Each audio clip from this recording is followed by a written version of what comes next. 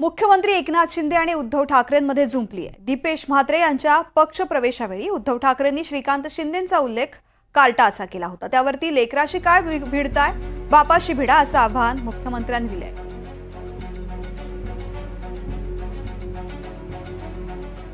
कल्याणमधल्या सगळ्या माझ्या शिवसेना धार्जिणी आणि शिवसेना प्रेमी कार्यकर्त्यांचा आणि मतदारांचा अभिमान आहे की एका बाजूला प्रचंड ताकद, सत्ता, पैसा, झुंडशाही सगळ्या गोष्टी असून सुद्धा आपल्या एका साध्या कार्यकर्त्याला जवळपास 4 लाख मतं आपल्याला त्यांनी दिली।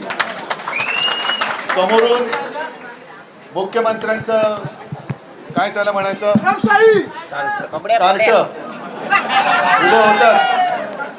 पण एक लक्षात आणखीन घ्यायला पाहिजे की प्रचंड पैसा ओतला, सगळी यंत्रणा वापरली, साध्या एका शिवसेना कार्यकर्त्याला पाडण्यासाठी देशाच्या पंतप्रधानांना तिकडे यावं लागलं।